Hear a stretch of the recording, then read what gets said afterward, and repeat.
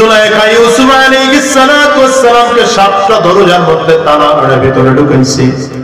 কয়টা দরজায় তালা? কথা বলেন।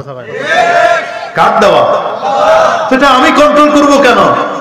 আল্লাহ কয় হ্যাঁ বান্দা তুই কন্ট্রোল করতে পারবি না জানি, তবে চেষ্টা কর। বাকিটুকু এই এই এই এই বয় আগে বয়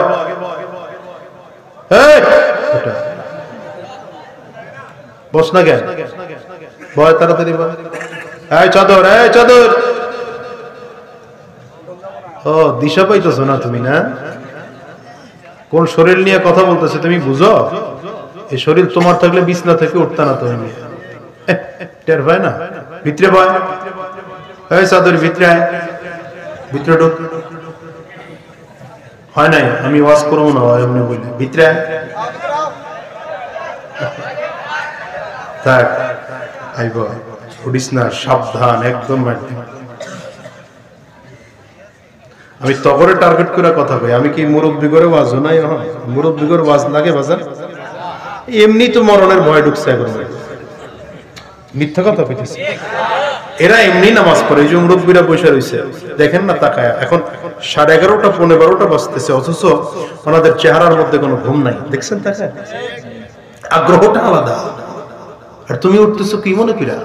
হ্যাঁ বসে খুব অল্প সময় কথা বলি।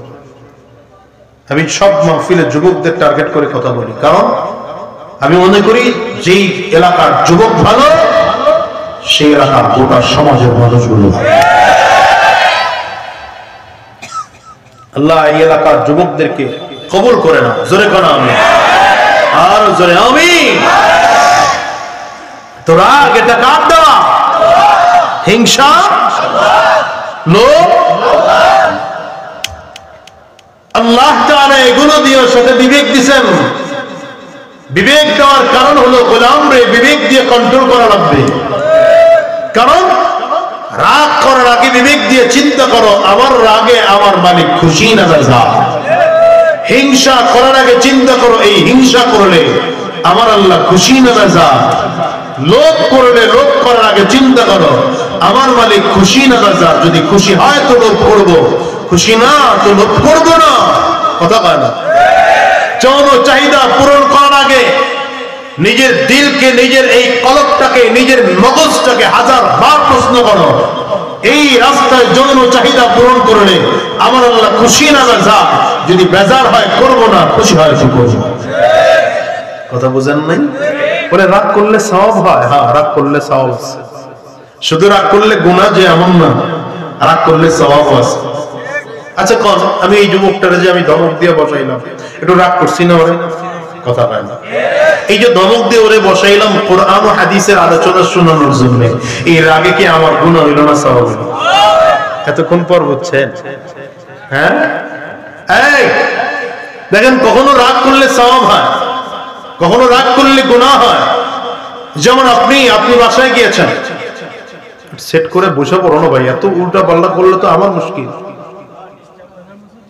একবার সেট করে বসে যাও।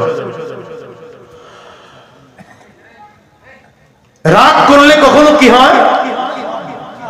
গুনাহ। আবার রাগ করলে কখনো সওয়াব। যেমন নামাজ পড়লে কখনো গুনাহ, নামাজ পড়লে কখনো সওয়াব। কথা বলে না?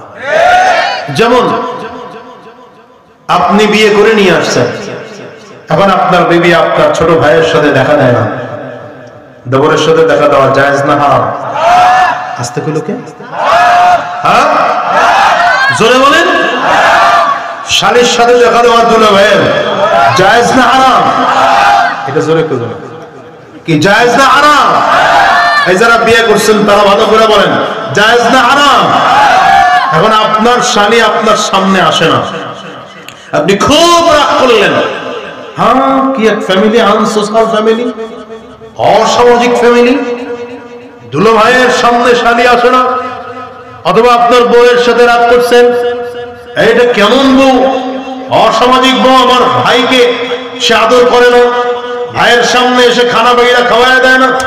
আমি আমার বন্ধু বান্ধব নিয়ে আসছি, আমার বন্ধুদের সামনে এসে খানা দিয়ে দিয়ে খাওয়াবে, এটা আমার বউ পারে না, কেমন অসামাজিক।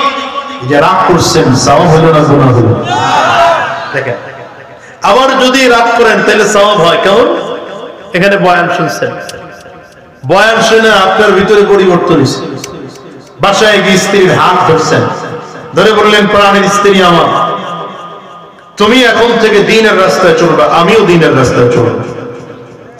আপনি না এখান থেকে বয়ান শুনছেন, আপনার ঘরের স্ত্রী তো শুনে নেন কথা বলে না। এখানে আমার আপনার সামনে সরাসরি বসে আলোচনা শোনার ধরন আর ওই দূরে বসে শোনার ধরন এক না, ব্যবধান আছে। আপনি তো দিন পরিবর্তন হয়ে গেছে, এখন আপনি নামাজ ধরছেন, কিন্তু আপনার ঘরের স্ত্রী সে নামাজ কখনো পড়ে কখনো ছাড়ে। আপনি জোহরের নামাজ একদিন পড়ে গিয়ে দেখলেন আপনার স্ত্রী এখনো নামাজ তো পড়েই নেই, নামাজের প্রস্তুতিও নেই, এখনো খানা রান্না বান্না নিয়ে ব্যস্ত আছে কথা বলে না। এবার স্ত্রীর সাথে রাগ করলেন, তুমি যদি নামাজ না পড়ো তাহলে তোমার হাতের রান্না আমি খাবো না। এই যে রাগ করলেন, গুনাহ হইল না সওয়াব হইল? রিজল বলেন গুনাহ হইল না সওয়াব হইল?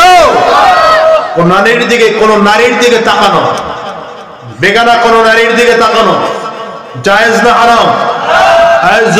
জোরে কইস, জায়েজ না হারাম? বাপের টাকার মোটরসাইকেল দিয়া ভার্সিটির সামনে গিয়া চুলগুলোরে বিশাল স্টাইল করে যে দাঁড়ায় থাকস, গুনাহ হয় না সওয়াব হয়? হয় না? দেখছেন মেসেঞ্জার, হিমু, হ্যাঙ্গু, হোয়াটসঅ্যাপ এইগুলোর মধ্যে যে কত আজে বাজে মেসেজ করো, এগুলো কি গুনাহ হইতেছে না সওয়াব হইতেছে? জোরে কও গুনাহ। আচ্ছা মনে করেন 1 মিনিট আগে যে মেয়েটার সাথে দেখা করা না জায়েজ ছিল, হারাম ছিল, কথা বলা নিষেধ ছিল, 1 মিনিট পরে সে আপনার বিবি হয়েছে, অর্থাৎ বিয়ে করছেন, দুইজন সাক্ষীর সামনে বসে ইজাব ও কবুল হওয়ার সাথে সাথে মেয়েটা আপনার কি হইছে? কথা কয় না। এখন তারে মেসেজ দেওয়া সওয়াব, কথা কয় না। 14 ফেব্রুয়ারিতে আই লাভ ইউ মেসেজ দেওয়া সওয়াবের কাজ নাকি? এটা বউরে সওয়াব বুঝেও না কিতেছে। 14 ফেব্রুয়ারি ভালোবাসা দিবসে আপনার বউয়ের মেসেজ দিবেন, কি গুনাহ না সওয়াব? বলেন না কেন? বাসায় গিয়ে তার চেহারা দেখে বলবেন আমার চোখে তোমার চেয়ে সুন্দরী পৃথিবীতে আর কেউ না, কি গুনাহ না সওয়াব? বলেন না, বলেন না। তার সাথে সময় কাটাবেন, গুনাহ না সওয়াব? কিন্তু বেগানা কোন নারী ভাবিরে দেখে যদি কোন ভাবি আপনার থেকে না চেহারা চোখ সরাইতে মন চায়, আস্তে কইলা কেন? জোরে বলো। শুধু গুনাহ না, কবিরা গুনাহ, কবিরা গুনাহ, কবিরা গুনাহ, কথা কয় না? কোন বেগানা নারীর দিকে তাকানো কবিরা গুনাহ। বিবাহ ছাড়া যত সম্পর্ক আছে মহিলাদের সাথে, খোদার কসম, এই জোয়ান নারী কত জানিস? এখনকার যুগের যুবকগুলো এরা এক দল রাখে হলো বয়ফ্রেন্ড গার্লফ্রেন্ড, আর একটা হচ্ছে এখন নতুন হলো বেস্ট ফ্রেন্ড। তো এমনি জানেন না মনে হয় সভাপতি সভাপতি দেখেছে এমনি তাকাইছে, মনে হয় ওরা জীবনে প্রথম শুনছে। বেস্ট ফ্রেন্ড হলো এটা, এদের মধ্যে কোনো মাইন্ড টাইন্ড কিছু নাই, ফ্রি মাইন্ড।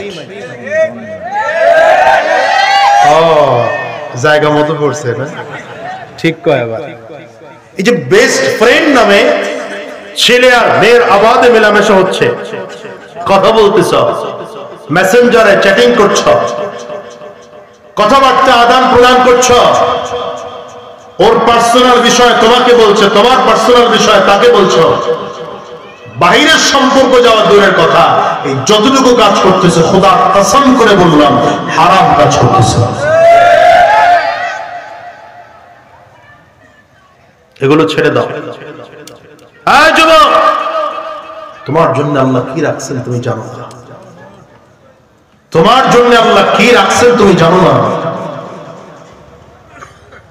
এই চোখ তোমাকে আল্লাহ দেন নাই বেগানা কোনো নারীকে দেখার জন্য। চোখটাকে হেফাজত করে রাখো, কিয়ামতের দিনে রবকে দেখবে। আর বাড়ি যেয়ে কয়ো সুবহানাল্লাহ, বাড়ি যেয়ে কারে দেখবো? আল্লাহকে দেখবো। কারে দেখবো? আল্লাহ তোমার দিদার নসিব করে দিও, আমিন কোন, আমিন কোন। রবরে দেখতে মনে চায় না? মনে চায় না?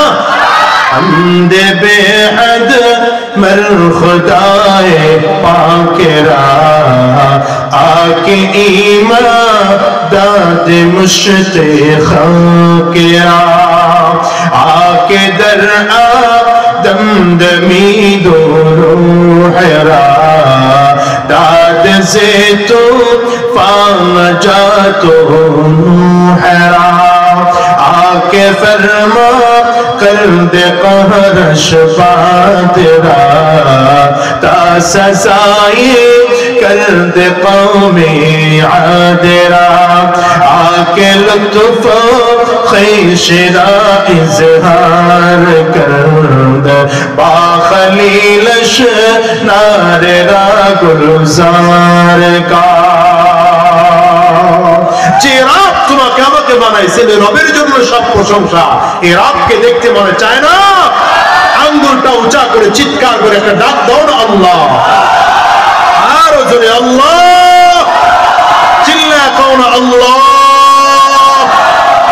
এই ডাকগুলোতে মজা আছে আছে না নাই জোরে বলে হ্যাঁ আল্লাহ তাআলা এই হিংসা দিয়েছেন রাগ দিয়েছেন লোভ দিয়েছেন গুনাহ করার সব আওসাফ গুলো তোমার আমার মধ্যে আল্লাহ দিয়া আকল দিয়েছেন সাবধান গোলাম আকল খাটায় খাটায় তোমার জীবন চালাইতে হবে যখন আকল কাজ করবে না তখন আল্লাহ কোরআন 114 সূরাওয়ালা কোরআন 30 পারাওয়ালা কোরআনকে সামনে নিয়ে গুনাহ থেকে বেঁচে থাকতেই হবে ওয়াল্লাযীনা জাহাদু ফিনা والذين جاهدوا فينا لنهدينهم سبلنا وإن الله لمع المحسنين বান্দারে আমি আল্লাহর রাস্তায় চলার জন্য চেষ্টা করো ফিকির করো মেহনত করো